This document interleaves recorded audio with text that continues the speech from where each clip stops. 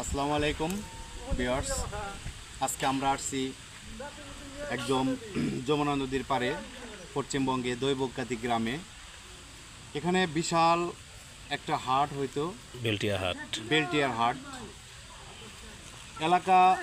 বাঁধ ভেঙে মানুষ দূর দূরান্তে যাওয়াতে দেখেন কত পরিসরে, ছোট্ট একটা পরিসরে হাটটা এখন বসে। হাটের দিকে তাকালে আসলে মায়া লাগে। দেখেন একটু হাটের চিত্রটা দেখেন সবাই, আপনারা দেখেন। এই যে একটা বাজারে একটা ন্যূনতম যে বাজার আছে, সেই বাজারটাও যদি হয় তার এখান থেকে বেশি বেচা কেনা হয়, বেশি দ্রব্যমূল্য ওঠে। কিন্তু আসলে দেখেন একদম ছোট্ট পরিসরে হাটটি হয়। আমরা দু একটি লোকজনের সাথে কথা বলবো।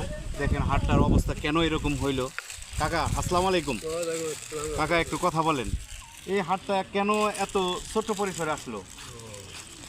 এটা তো অনেক বড় হাট ছিল, তাই না? তাহলে এটা কেন ছোট হইলো? উমরা ভাঙ্গা গেছে, ওই দিকেও চলে গেছে, এইদিকে ভাঙ্গা গেছে, এই জন্য ছোট্ট পরিসরে হয়, তাই না? আচ্ছা ঠিক আছে, আমরা আরেকটা ভাইয়ের কাছে যাই, জানি।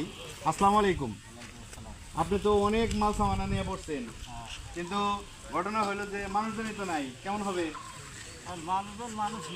সব কি পুরাবে? সব পুরাবে কি? আচ্ছা, কেন এই হাটটা এত ছোট পরিসরে আসলো? আসলো মনে করেন যে আর যেটা ছিল আগে পরে ছিল হাট, কারণ ভেঙে যাওয়া ছোট হয়ে গেছে।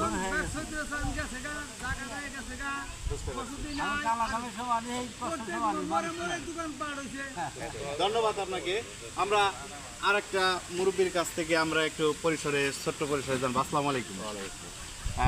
এই যে বেলটিয়া হাটটা, এই হাটটা কেন এত ছোট পরিসরে হয় এখন, এই বিষয়ে যদি একটু তথ্য দিতেন। হাটটা ছিল তো ওই সাইডে নদীর ভাঙনে এক সাইডে জায়গাটা কথা আগে ওই সাইডে ছিল, এখন বর্তমানে এই সাইডে লোক হবে হাতের পর থেকে, কিন্তু পর থেকে বুঝতে পারছি, স্থানীয় লোকজন কিছু সামান্য কিছু নিয়ে আসে, সামান্য কিছু এলাকার মানুষের ভিত্তিকভাবে বেচা কেনা করে। ধন্যবাদ। হ্যাঁ, আসসালামু আলাইকুম। তো দেখলেন সবাই, আমাদের এই বেলটিয়া গ্রামের হাটটি সম্পর্কে আপনাদের তথ্য তুলে ধরলাম।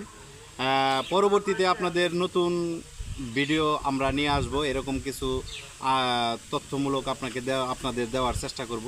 ধন্যবাদ সবাইকে।